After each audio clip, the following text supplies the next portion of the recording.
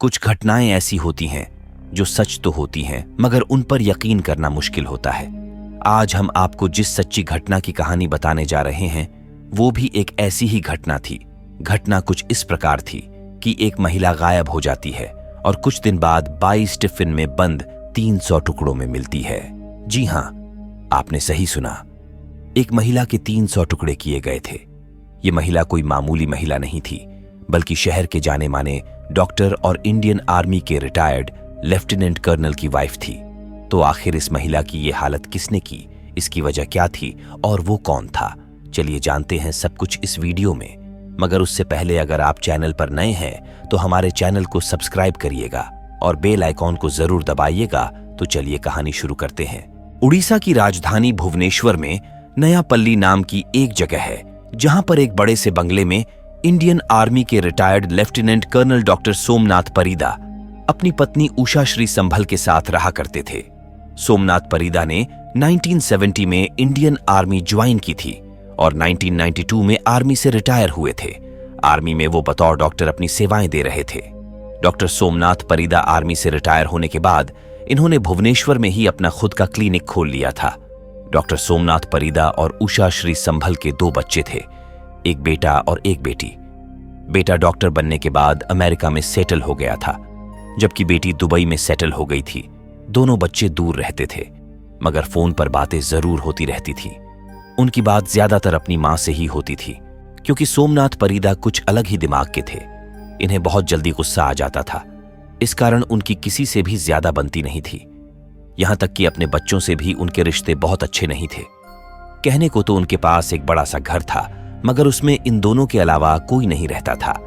Doctor Somnath Parida की एक खास बात थी कि वो शाम के 6 बजे सो जाया करते थे और सुबह 3 बजे जग जाया करते थे।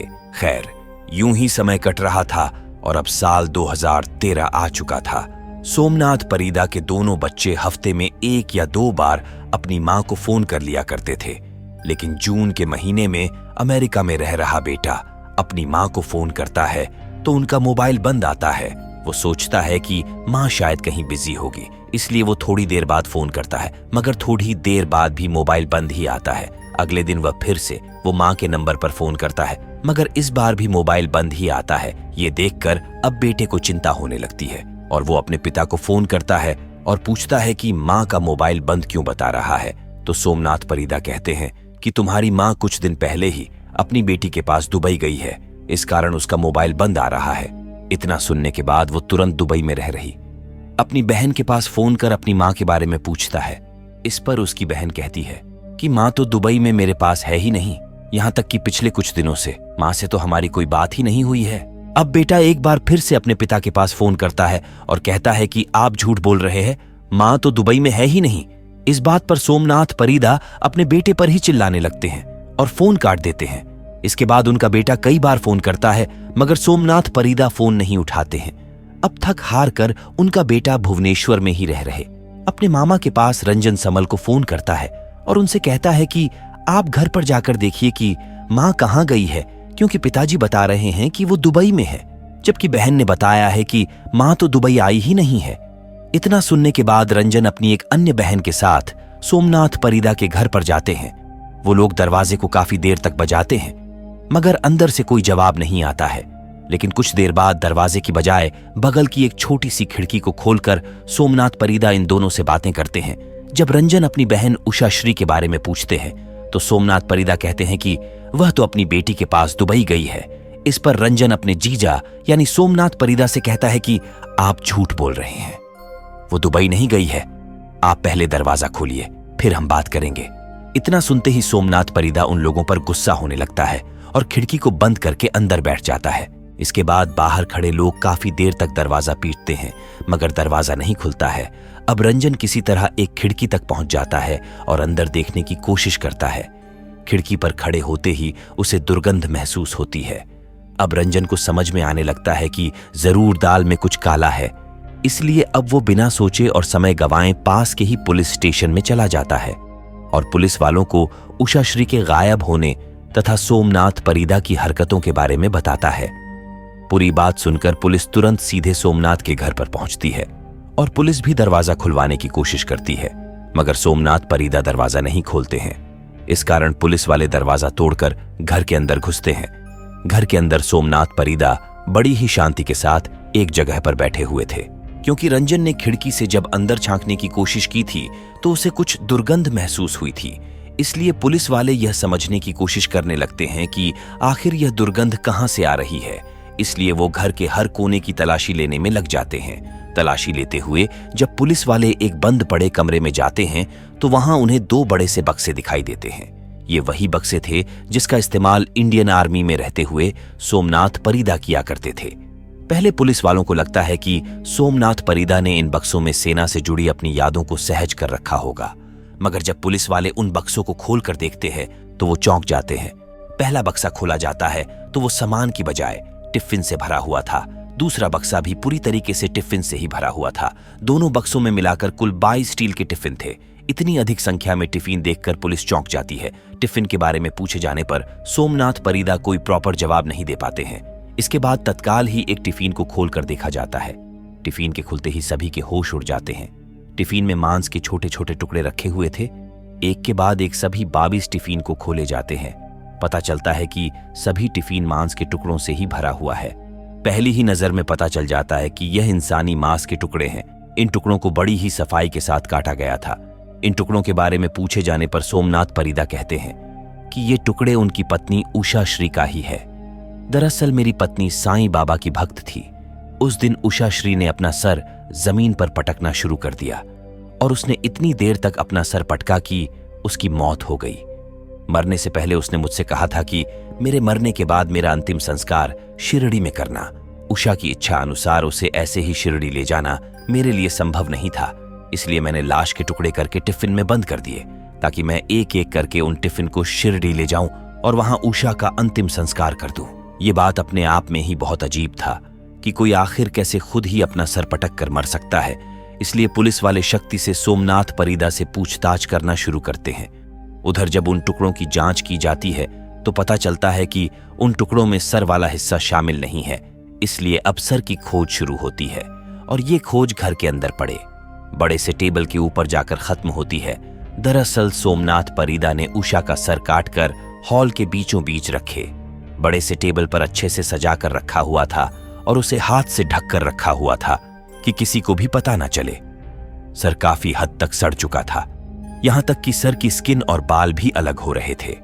हालांकि बदबू कम थी क्योंकि बदबू छुपाने के लिए सोमनाथ ने खास केमिकल का उपयोग किया था। जब कटे हुए सर को टेबल पर रखने की वजह पुलिस वालों ने सोमनाथ परीदा से पूछी तो उसने जो बताया वो बेहद ही हैरान करने वाला था। सोमनाथ के मुताबिक वो हर रोज घंटे भर उस टेबल के सामने बैठकर अपनी पत्नी उषा की कटी सर से बातें किया करता था। भले ही सोमनाथ परीदा ने आत्महत्या वाली कहानी पुलिस को बताई थी, मगर पुलिस इस कहानी पर यकीन नहीं करती है और मामले की जांच करना शुरू कर देती है। साथ ही सोमनाथ परीदा से भी शक्ति से पूछताछ होता है और उस पूछताछ में जो खुलासा होता है वह बेहद ही भयानक होता है। पूछताछ में खुलासा होता है कि उषा श्री ने आत्महत्या नहीं की थी, बल्कि किसी बात को लेकर 3 जून 2013 को सोमनाथ परीदा और उषा श्री की लड़ाई हुई थी। इसी लड़ाई के दौरान सोमनाथ ने अपने पास मौजूद स्टील के टॉर्च से अपनी पत्नी के सर पर जोरदार वार किया। ये वार इतना जोरदार था कि उषा श्री वहीं पर गिर गई और बेहोश हो गई। पत्नी के बेहोश होने के बावजूद सोमनाथ परीदा का गुस्सा शांत नहीं हुआ, बल्कि उषा श्री की जान लेकर ही सोमनाथ का गुस्सा खत्म हुआ। सोमनाथ के मुताबिक उषा के मरने के बाद लाश को छुपाना उसके लिए बड़ी चुनौती थी। इसलिए पहले तो उसने एक कमरे में लाश को रखकर कमरा बंद कर दिया और अगले दिन जब नौकरानी काम करने आई तो उसे तुरंत ही नौकरी से निकालकर फिर कभी ना आने के लिए कह दिया। इसके बाद सोमनाथ एक दुकान पर गया जहां से उसने 2-3 टिफिन खरीदे और फिर लाश के टुकड़े करना शुरू कर दिया। पहले दिन उसने लाश के कुछ टुकड़े किए और उन्हें टिफिन में भर दिया। इस तरह वो हर रोज अलग अलग दुकान से 2-3 टिफिन खरीदता था ताकि किसी को शक ना हो। वो रोज टिफिन खरीद कर लाता था और उसी हिसाब से लाश के टुकड़े करके टिफिन में रख देता था। फिर उन टिफिन को बड़े से बक्से में रख देता था। सोमनाथ परीदा ऐसा तब तक करता है जब तक कि उषा श्री पूरी तरह टुकड़ों में नहीं हो जाती है, लाश की बदबू बाहर ना फैले। इसलिए सोमनाथ परिदा मार्केट से बड़ी मात्रा में बदबू छुपाने के लिए इस्तेमाल किए जाने वाले केमिकल भी खरीद कर लाता है। इसके अलावा वो घर में फिनाइल का भी छिड़काव करता था ताकि बदबू बाहर ना जाए। चूंकि सोमनाथ परिदा एक जाने माने सर्जन थे, इसलिए उन्हें ह्यूमन एनाटॉमी के बारे में बहुत अच्छे से जानकारी थी। इस कारण उन्हें लाश के टुकड़े करने में कोई परेशानी नहीं हुई और उसने लाश के टुकड़े करने के लिए बड़ी आरी या किसी तरह के बड़े हथियार का भी इस्तेमाल नहीं किया, बल्कि ऑपरेशन में इस्तेमाल होने वाली कैंची, चाकू इत्यादि से ही उसने अपनी पत्नी उषाश्री के 300 टुकड़े कर दिए। पुलिस जांच में खुलासा हुआ कि हर टुकड़े की लंबाई लगभग 6 इंच के आसपास थी। पुलिस ने ये तो पता लगा लिया था कि उषाश्री की हत्या किसने की है, मगर हत्या का मोटिव क्या था यह अब तक पता नहीं चल पाया था। इसलिए अब पुलिस हत्या के उद्देश्य का पता लगाने में जुट जाती है। जांच पड़ताल के दौरान खुलासा होता है कि सोमनाथ परिदा की पत्नी उषाश्री को शक था कि सोमनाथ का चक्कर उसके ही क्लिनिक में काम करने वाली एक लड़की के साथ चल रहा है। इस बात को लेकर अक्सर सोमनाथ परिदा और उषाश्री के बीच लड़ाइयां होती थीं।